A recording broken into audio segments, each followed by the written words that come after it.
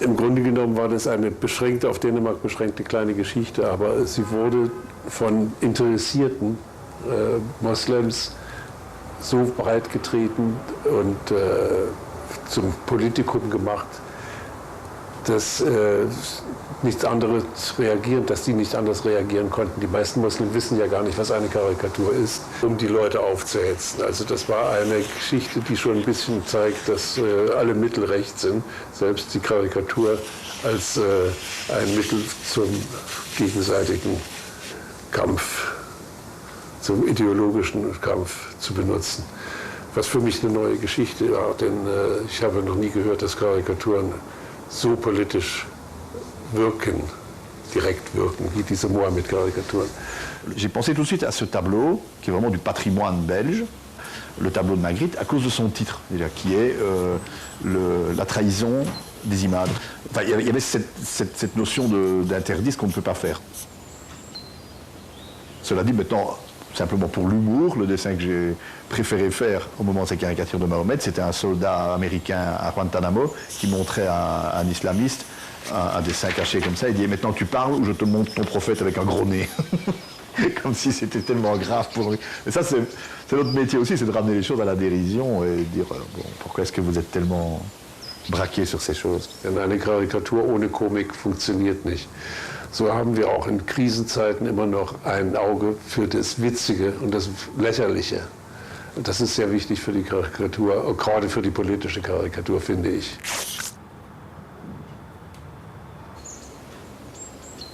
Okay, j'ai fait un dessin ironique sur le match de football Allemagne-Grèce. Les gens ne savent pas que moi je tenais absolument avec la Grèce. Mais mon dessin, c'est de l'humour. J'ai fait les Allemands qui étaient 11 et les Grecs qui n'étaient que 5 et ils demandaient des joueurs à prêter de l'autre côté. Parce que ça fait longtemps quand même que la Grèce demande à prêter. Je ne l'ai pas inventé.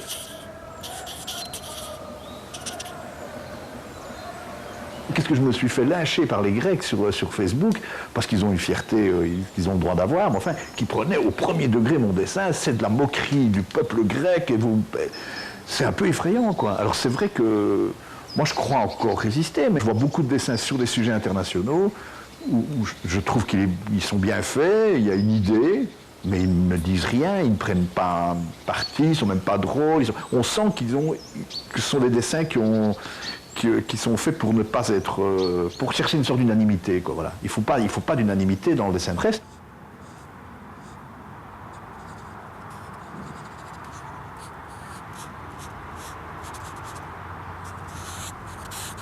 Selbstzensur in der Karikatur gibt es, seit es Karikaturen gibt, glaube ich, macht man ganz automatisch. Es ist eine Schere, die man im Kopf hat.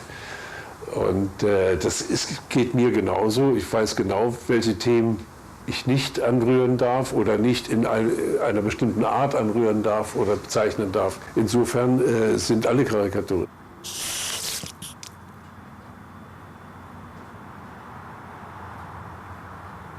J'ai l'impression que maintenant, lorsque quelqu'un voit quelque chose qui le choque, parce qu'il est grec et que je me moque un peu de la pauvreté des Grecs, ou qu'il est juif, ou je sais quoi, il voit quelque chose qui le choque, il regarde d'abord autour de lui si ça choque effectivement les autres aussi, ça va l'énerver si les autres ne sont pas choqués comme lui, et pour peu que ça va en choquer 2, 3 comme lui, il va dire que ça devrait être interdit.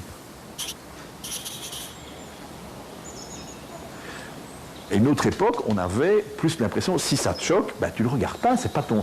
Ne va pas regarder ça. Moi, je dis un jour, on devrait arriver à des journaux dans lesquels on dira, attention, comme on met sur les paquets de cigarettes, attention, fumer tue, on devrait mettre sur les journaux, attention, la page 5 peut choquer les handicapés, la 7, les musulmans, la 9, les juifs, etc., pour qu'on passe entre... Moi, je dis simplement, c'est un truc que vous trouvez imbuvable, ne le buvez pas, quoi. Hein, ne demandez pas qu'il soit interdit. C'est pour ça qu'on a créé Cartooning for Peace. C'est... D'ailleurs, la première rencontre qu'on a faite en 2006 avec Kofi Annan, elle s'intitulait « Désapprendre l'intolérance ». On réunit tous ces dessinateurs, des Israéliens, des Palestiniens, des Jordaniens, voilà, tous les dessinateurs dont le creuset de base, c'est le Proche-Orient. Et puis après, on ouvre à tous ces dessinateurs du monde entier. Quand il y a un intolérant de telle ou telle religion, qu'il soit au Vatican ou ailleurs, c'est pour nous. Quand il y a un dictateur qui soit à Cuba, au Venezuela, en Iran ou en Chine, c'est notre boulot.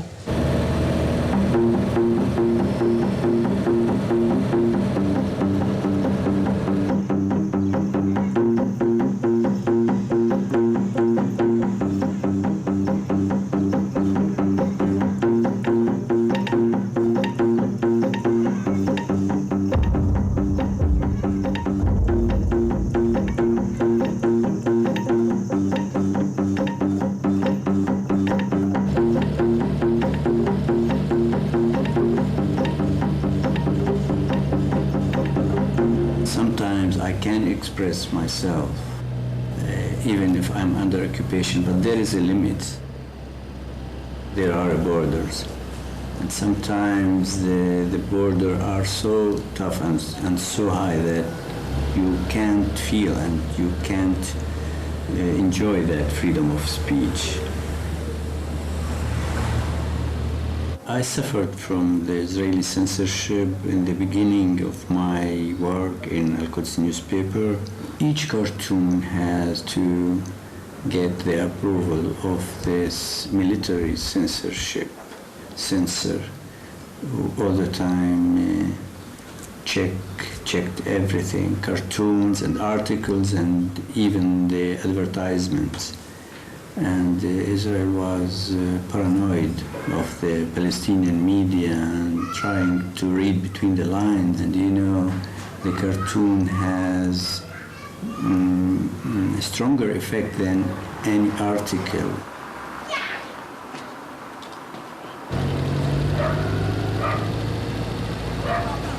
Settlers in Hebron, and there was a curfew, and during that curfew the Israeli settlers were going freely on the streets, but the Palestinian family here, they are inside their house, inside their home, as if they were in prison.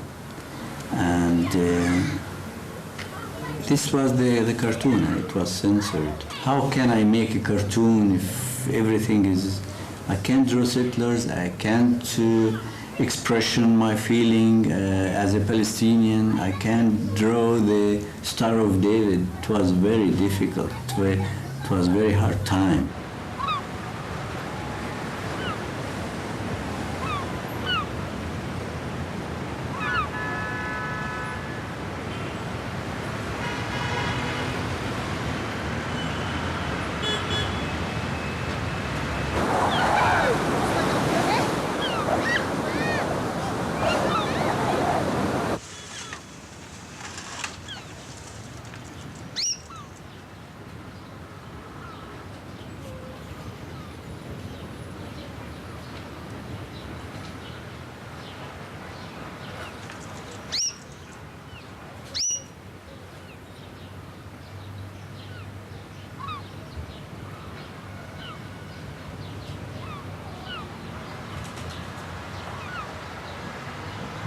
We do see that there is a double standard, even if you are a leftist, even if you are a peacenik, even if you are someone who is against the military policy and the occupation and everything else, you can't help seeing that there's a double standard that's applied to Israel by the world. So sometimes it depends who I'm talking to. When I'm talking to an Israeli who thinks we're 100% right, I have to do a cartoon which shows him mistakes that are being made and where we're wrong. And at the same time, I'm talking to people in the big world, and if I show too much how wrong Israel is, I find myself in the company of people that I would rather not be friendly with, because they're not criticizing to the point, and they're not criticizing in the name of justice. They're criticizing with a hate campaign.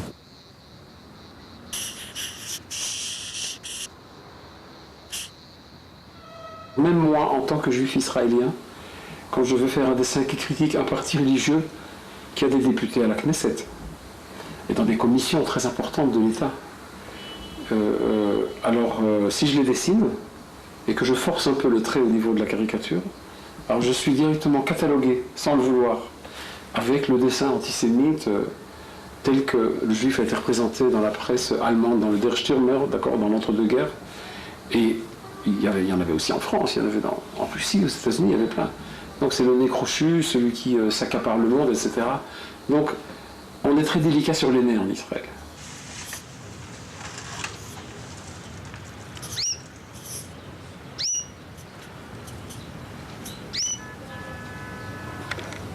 When I do a drawing criticizing the rabbis, the religious establishment, or the settlers, I can pretty much count on getting a letter about what an anti-Semite I am, and how all of us Jews who hate Jews so much, we're the worst, and we're sticking a knife in the back of the people, and so on. Et puis même quand tu dessines gentiment un orthodoxe, de toute façon ils ne sont pas contents. Donc ça, c'est le père de manche, c'est pas un tabou. Et la seule chose que je puisse rétorquer à cela, c'est puisque moi je ne dessine les religieux que dans le cadre de leur activité politique au sein du gouvernement et au sein de la Knesset. C'est pas au niveau de leur croyance religieuse. Moi je suis un juif non croyant et non pratiquant. Et on est quand même une société assez pluraliste, dans laquelle il y a tous les extrêmes.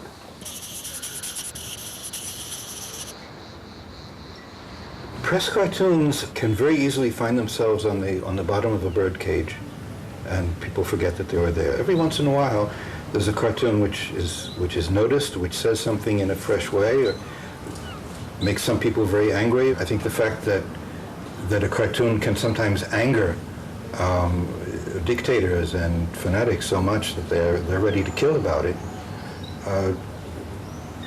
says something about the power of the power of the cartoon. It reminds us how strong this thing can be when it hits the right chord.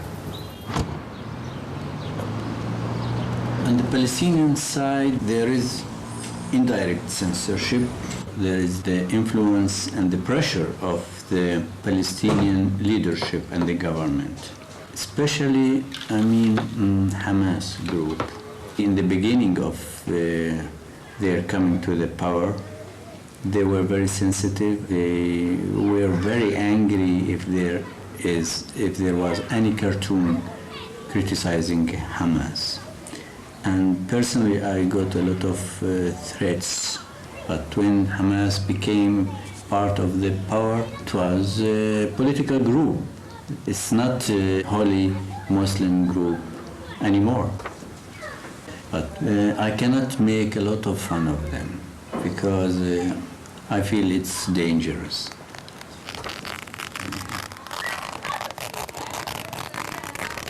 If there is an explosion, if there is a bomb, I can't support that, and I can't criticize it at the same time.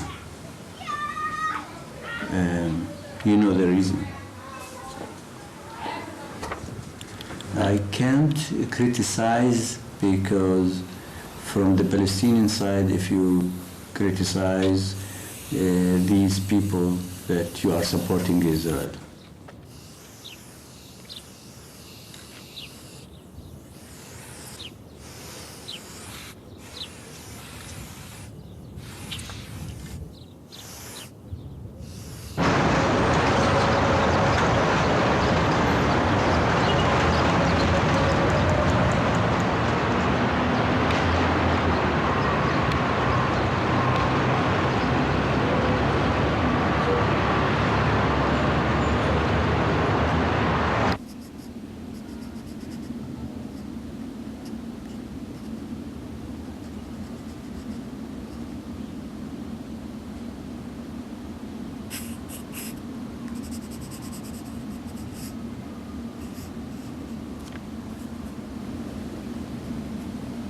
Come from a family of artists and people who were always letter writers, and they used to draw in the margins of the letters and do little funny sketches, and so we always enjoyed doing that. And I went from that to a family that liked politics, liked newspapers, liked political cartoons, and just always enjoyed the art form, and so I started doing it.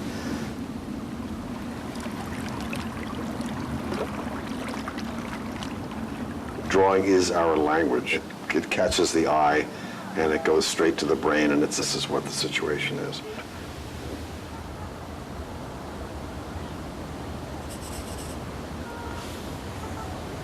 Cartooning is like writing, which is that you do it all by yourself. My friend Martin Turner said the hardest thing in cartooning was to convince your wife that you're working when you're sitting looking out the window.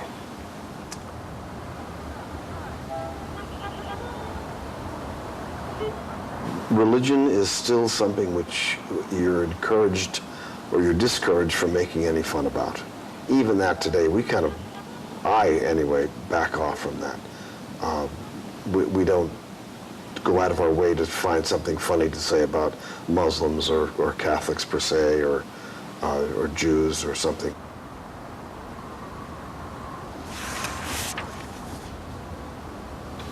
A great many newspapers don't have a high opinion of their readership, and so they kind of try to keep the subject matter as simple as possible. Cartoons about gas prices, or issues that come out of movies, or issues that come out of sports. I find that interesting and funny, but at the same time I try to go off and do things that are a little further afield. Editors like funny jokes. Editors like for cartoons to be about whatever the news is that day. If the news is about the weather, they want a cartoon about the weather. If the news is a celebrity obituary, they want a celebrity obituary cartoon. Cartoonists often hate to draw these kinds of cartoons. But if you have a daily hole and you got to fill it, and it's got to be on that day's news, you got to draw that. And I want my cartoons to be reprinted in newspapers, so I don't draw something that I know newspaper editors are going to say, this is just terribly inappropriate. We have freedom of the press, but freedom of the press belongs to the guy who owns the press. So when you're working for a newspaper, you have to have your opinion, your cartoon, your artwork be approved by an editorial board. And the newspaper is, all newspapers are, they're businesses. They don't want to lose readers. They don't want to make people angry. And in the first few weeks right after the attack in 9/11, really nobody knew what to think. Nobody could get all the facts together to know what to think. It is our job to criticize government officials that are behaving badly, that are pushing for policies that hurt people, and regardless of if it's in a time of crises, a time of war, I still think it's our role to do so.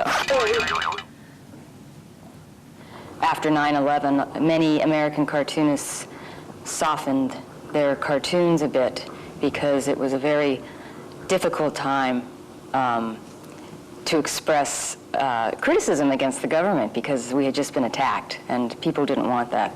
And I felt that even in those times, you still have to, if you have a strong opinion about something and something needs to be said, you have to do a strong cartoon for it. I think if a cartoonist is frightened to draw something that he believes in, there's a problem. I mean, I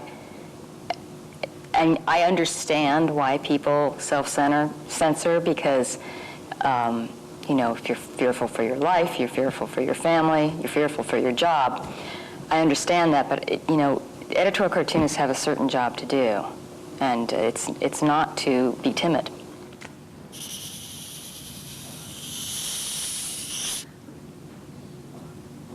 I think cartoonists get a bad rap from that, from people around the world, because there was a consensus then. And I think editorial cartoons are a great reflection on our society and a great way to see what people really do think at a time. Later on, as it transpired, we figured out who we had decided to blame and who we were going to go after, or and to find out if there was any humor in it. There certainly wasn't much humor, but there was a great deal of what I think we right to call irony. We always did denounce it. We always did show up that political parties would try, or political leaders would try to create an enemy offshore that we had to be ready for. I mean, Franklin Roosevelt said it better than anybody else. You know, the only thing we have to fear is fear itself. That's quite right. It was an amazing statement, and you have to remind people from time to time.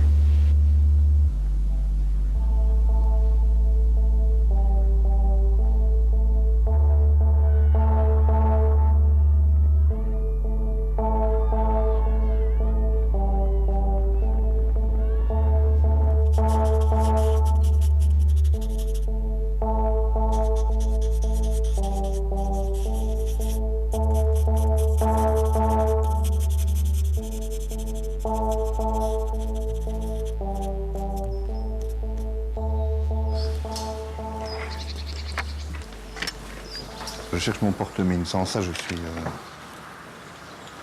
handicapé et de mauvaise humeur. Des milliers de trucs, mais j'ai un seul porte-mine.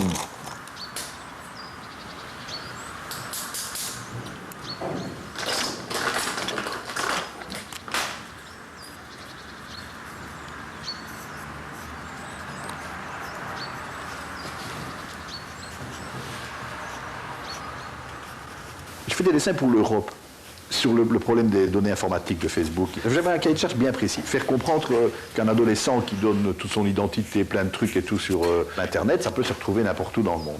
L'idée que je trouve, c'est des gens qui viennent sonner chez une jeune fille pour lui dire, alors il paraît que vous êtes célibataire, et les uns avec un bouquet de fleurs, une bague, etc. Et la jeune fille dit, mais enfin, il y a un quart d'heure que c'est sur mon profil Facebook. Voilà. Pour montrer que ces gens viennent du monde entier, j'ai fait un grand black, un petit avec des cheveux crépus, un martien, un kangourou, bon, et un arabe en djellaba, un hindou en turbané. Comment veux-tu que je montre que ces gens viennent de tous les pays? Eh bien, je me suis payé un article intellectuel en anglais dans un journal européen disant comment est-ce que la Commission européenne tolère un tel dessin qui stigmatise les communautés. Enfin, moi, je m'excuse, il y a des Indiens qui ont des turbans, je ne les ai pas inventés. Qu'est-ce que je fais quand je dessine? En quoi est-ce que je m'en moque? En quoi est-ce que je m'attaque à quoi quand je fais ça? Le noir, je devais pas le faire grand, je devais le faire petit. Il y a des grands, il y a des petits. Moi, j'en sais rien. Les kangourous, il y en a plus en Australie qu'en Flandre. Hein. Bon, donc, si je veux montrer que quelqu'un vient d'Australie, je le mets avec un kangourou. Où est le problème? Eh bien, si, il y a des gens. Donc, c'est ça. À la fin, si je dois écouter ce que dit ce type-là, je ne peux pas rendre compte de cette réalité. Le monde est fait de, je ne sais pas, de gens qui sont tous quoi? Blancs, tous noirs, tous quoi? J'en sais rien. Mais je ne peux pas montrer qu'ils sont tous différents.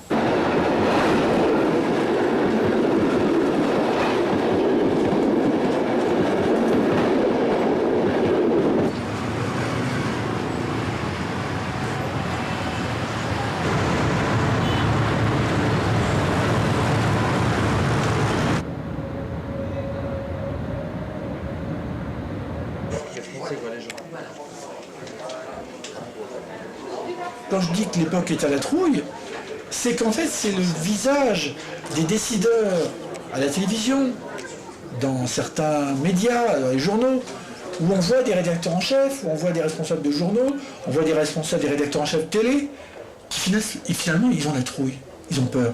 Ah oui, mais ça on ne le dit pas. Non mais oui, je suis d'accord avec toi, mais ça on ne le dira pas.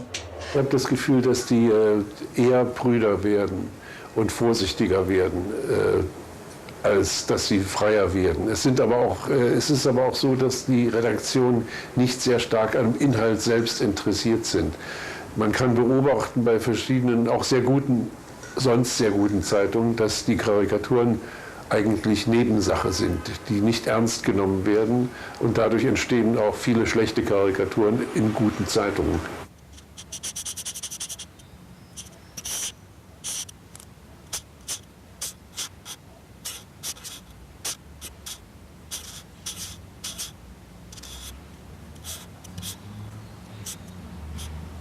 J'ai un peu l'impression que moi, quel que soit le sujet, finalement le tabou qui commence à s'abattre un peu sur nous, depuis quelques années sans doute, c'est l'humour.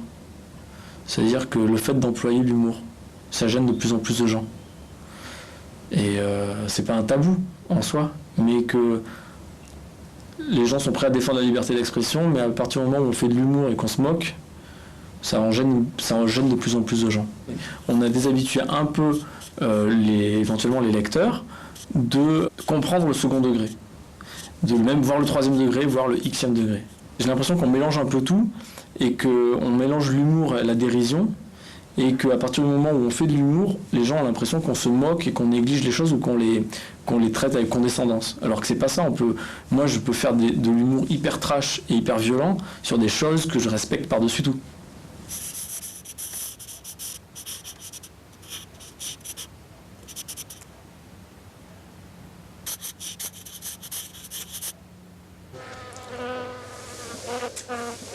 En France, le dessinateur, il peut se moquer de la droite. Pour Sarko, c'était presque un boulevard. Mais pour se moquer d'un leader de gauche, là, il y a un problème. Il faut presque habituer les gens de gauche à dire, attendez, il n'y a pas que la droite qu'on peut critiquer. On peut aussi critiquer un peu tout le monde. Un peu comme si on était des journalistes indépendants. Et c'est pas toujours gagné.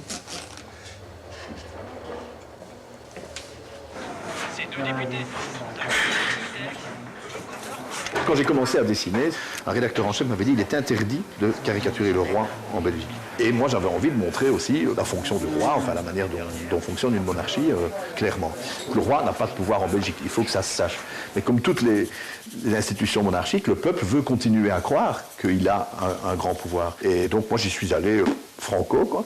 Je désacralise ce roi, en pantoufles, en robe de chambre, j'en fais vraiment monsieur tout le monde. Ouais, mais tu me montres, tu sais le faire, ça? Il incarne le pays quand même. C'est la Belgique qui est lasse, quoi, qui est fatiguée de ces histoires. Les Flamands voudraient un autre avenir seul, et la Belgique fédérale, cette Belgique unie, bilingue, etc., elle est fatiguée. Et ça, je pense que je l'incarne bien dans le roi. Et donc je dis aux gens ce que les gens n'ont parfois pas envie d'entendre. C'est le peuple qui lui-même entretient ces tabous. J'ai assisté à une exposition de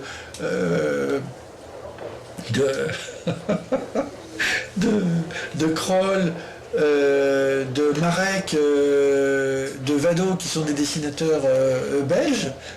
Et alors, il y avait, dans la partie Proche-Orient, il y avait un dessin. Je me dis, mais attends, qui a fait ça? Et c'est un soldat israélien qui tape à la porte de Gaza, et il dit « Aufmachen ». Je dis, attends, j'étais voir le dessinateur, je dis, mais t'es fou, comment tu peux faire un dessin comme ça? Il est passé? Il me dit, oui, il est passé. Je dis, bah, attends. Moi, je fais ça, à la fin de la journée, je suis mort. Dans mes dessins refusés les plus récents, il y a par exemple le conflit israélo-palestinien, dire j'ai un début d'idée là-dessus, et puis merde, je vais encore me faire emmerder, je vais pas le faire, quoi. C'est un peu paresseux. Lorsque je dis que le processus de paix en Israël est dans le même état qu'Ariel Sharon, c'est-à-dire dans le coma, je vois pas ce que ça a d'antisémite.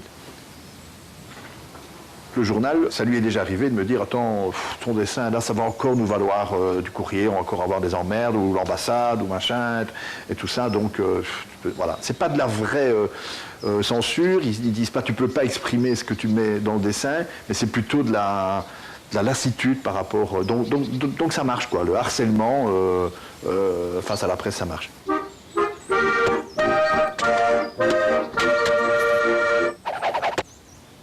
Karikaturen, die ich für meine amerikanische Agentur mache, sind besonders vorsichtig gemacht, weil die Amerikaner nämlich noch viel empfindlicher und prüder sind als die Europäer.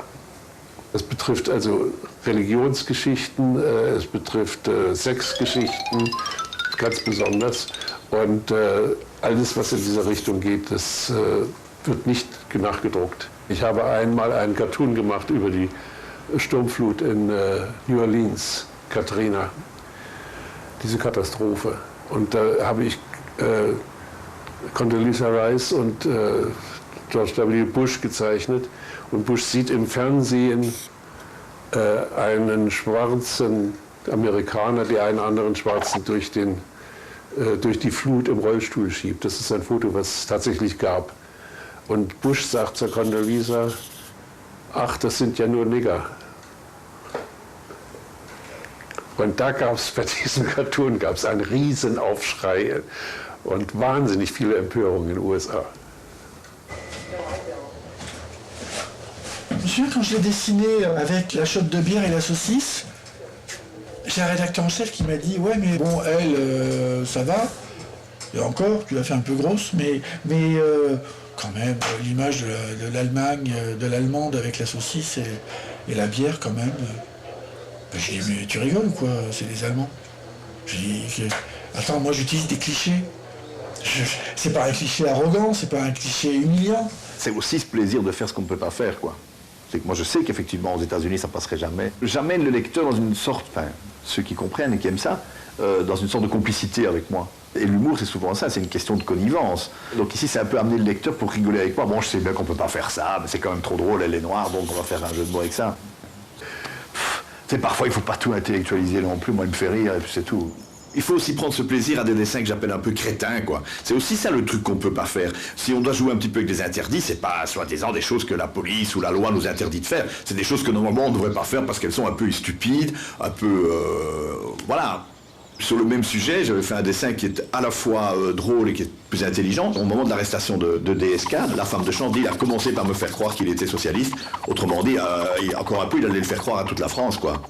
C'est ça que finalement le dessin veut dire.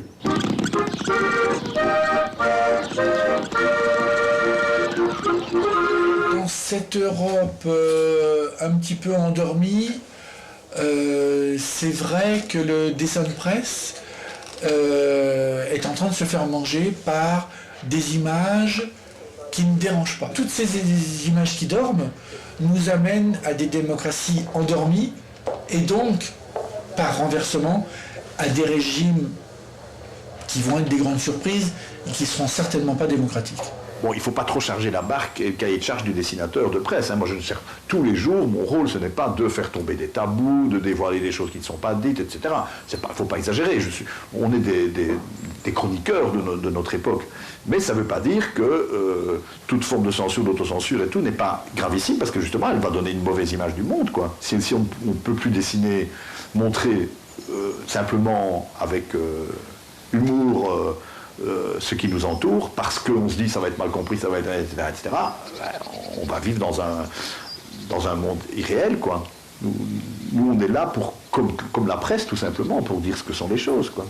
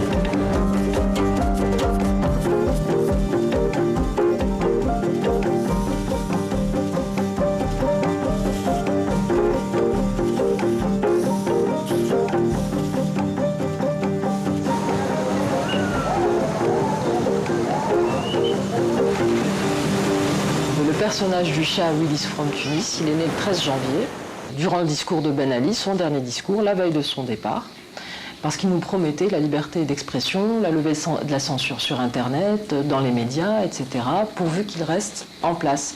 Donc je l'ai pris au mot, j'ai commencé à faire des dessins qui étaient destinés au départ à mes proches, et au bout d'une semaine, j'avais 900 personnes qui suivaient mes dessins que je publiais au fur et à mesure, et ça a pris une ampleur qui m'a complètement dépassée. Et je continue encore au jour d'aujourd'hui, 1 an et demi après, à publier des dessins sur Facebook et Twitter. J'ai jamais ressenti Willis comme un révolutionnaire. Le personnage est né de la révolution. Et je m'exprime librement comme n'importe quel citoyen. Si le fait de dire les choses librement, c'est révolutionnaire, alors oui, peut-être. J'essaye en tout cas de garder la même spontanéité et puis la même liberté de parole, de pensée que j'ai au début. Je ne tombe pas dans l'autocensure par peur. On n'a plus peur.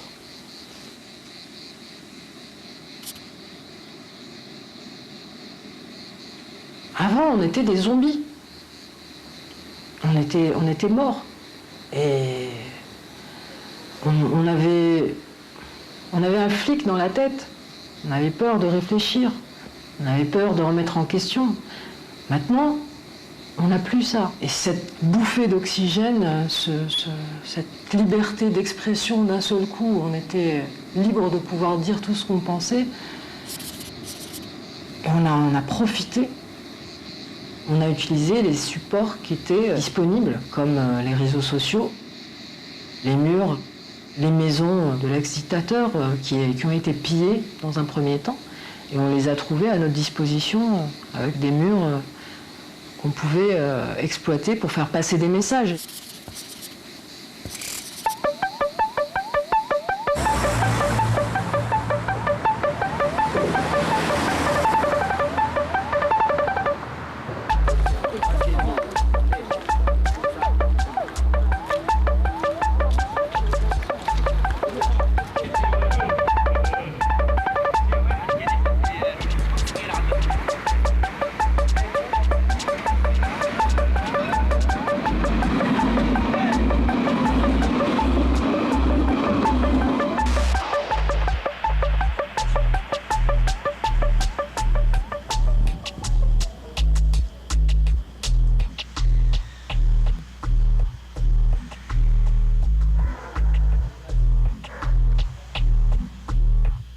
ces maisons-là, voilà, on en a fait le tour, quoi. On est passé à autre chose. Mais c'est bien aussi qu'elles restent et qu'on les voit et qu'on n'oublie pas. C'est aussi un bon moyen de se souvenir ce que c'était, cette dictature.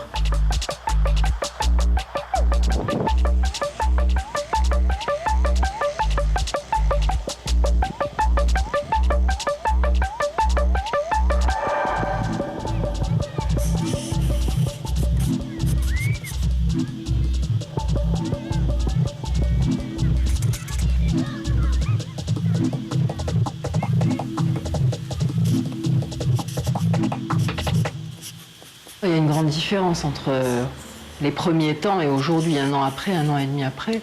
Avant, c'était Ben Ali qui était sacré, et aujourd'hui, on est passé à une autre sorte de sacré. Le tabou politique est passé au tabou religieux. Et ce droit d'exercer cette liberté d'expression ne signifie plus grand-chose. Ou en tout cas, c'est une mise en danger de mort, pratiquement. Les artistes sont des boucs émissaires pour pouvoir faire passer des lois liberticides, parce que les lois qu'on veut faire passer, c'est l'atteinte au sacré. Donc on est un peu lâché à nous-mêmes. Forcément, on ne va pas provoquer ce qui pourrait nous mettre en danger. Mais en même temps, on ne va pas non plus se laisser faire et se taire à nouveau. N'importe qui est en danger. À partir du moment où, je ne sais pas moi, on va représenter une barbe, c'est une atteinte au sacré. À partir du moment où on va se moquer du parti islamiste, c'est une atteinte au sacré. On a enfin obtenu cette liberté. Elle a coûté des vies humaines. Là, on veut nous l'arracher, à nouveau. Je comprends pas.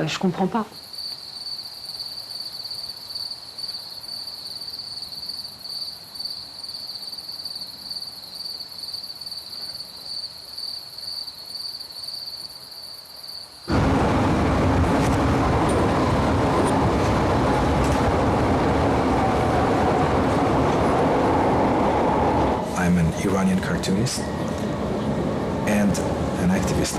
After 2006, I forced and decided to stop publishing my cartoons in any newspaper because the problem with the Danish cartoonist happened. I was in love with press cartoons because of its power, and unfortunately, the government of Iran knows very well this power. And since the Islamic Republic of Iran, since 33 years ago, they limited the real activity of press cartooning. After the Green Revolution or Green Movement, because I don't believe in revolution in Iran, I decided to provoke and support the people, especially the young generation.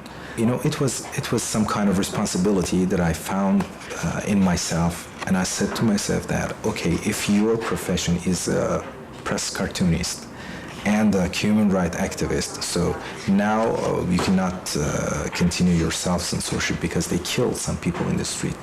And if I continued, I couldn't forgive myself. They started monitoring me, observing me, spying me, and they told me that we are doing that. The government and the system started arresting journalists, activists.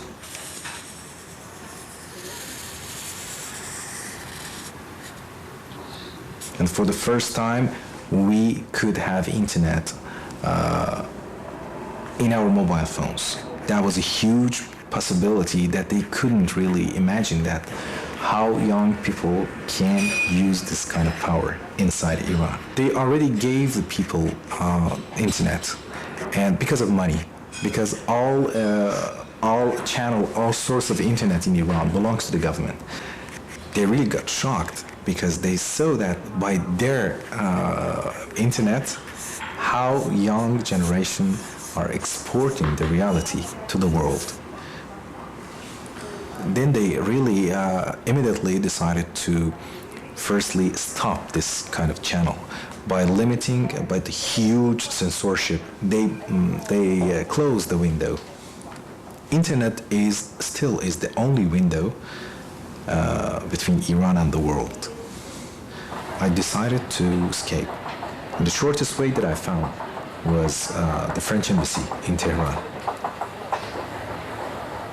Now I'm living in France.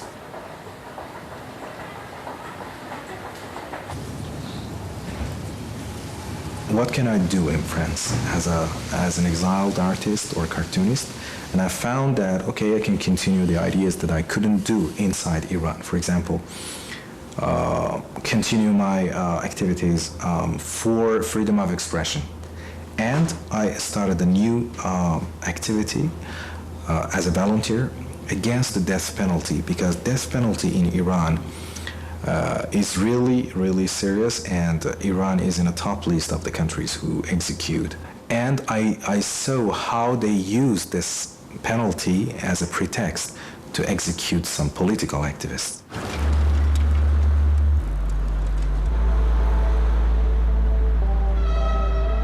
My situation and freedom of expression.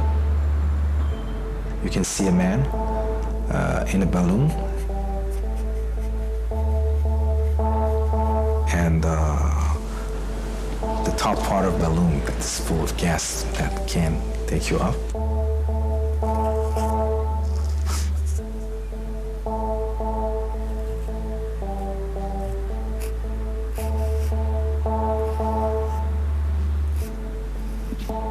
Is talking, the speech balloon. He's passing the border, the frontier.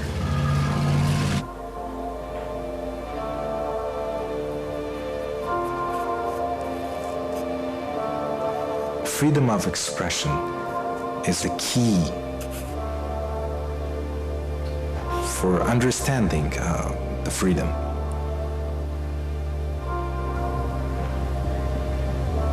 Maybe we need to think and study and travel to some countries that they have some problem with freedom of expression.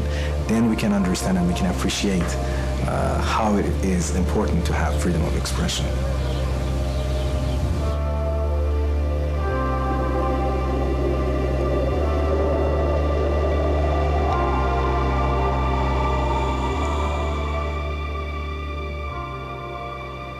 There's absolutely no justification for threats and violence against the cartoonist. That's just how I feel. Doesn't mean I agree with what they're drawing. It could be incredibly offensive, but I just feel like that is such a slippery slope that once you start saying, well, a cartoonist shouldn't draw something like that because it offends a group of people, then I think it's madness, because then you're going to have the next group that says, well, I don't like the cartoonist drawing that. And then where are you going? C'est l'ambiguïté du monde dans lequel nous abordons ce 21e siècle, où finalement, celui qui s'exprime librement, que ce soit en dessin ou ailleurs d'ailleurs, il aura affaire à toutes ces formes d'intolérance. Et d'ailleurs, quand je dis que il dessine, on voit bien que ça va être de pire en pire, qu'il va y avoir de plus en plus de pression contre les dessinateurs. Je dis les dessinateurs parce que ce sont les vrais, ce sont les fantassins qui sont aux avant-postes. C'est eux qui trinquent en premier. Et moi, même dans un pays libre, pourquoi je me dis, mais il faut que je sois là pour faire remarquer à tout le monde que cet homme politique est en train de faire de la langue de bois, ou que celui-là n'aime pas celui-là. Pourquoi est-ce que... Et puis utiliser cette liberté pour dire aussi, ça me fait marrer, quoi. On peut rigoler des choses, quoi, dans la vie. Voilà. C'est une grande... C'est la plus grande des libertés, quoi. Même, moi c'est même dans la manière de dessiner, j'ai pas deux dessins qui se ressemblent très... Enfin, si, les lecteurs tu vas trouver qu'ils se ressemblent, mais moi je sais que j'utilise même les libertés que me permet le dessin, quoi. Si je veux un jour qui soit très textuel, un jour pas du tout, un jour plus drôle, un jour moins drôle, je le fais exprès pour utiliser toutes les... Enfin, c'est vraiment notre métier, c'est comment dire, une sorte d'hommage à la liberté en permanence, quoi.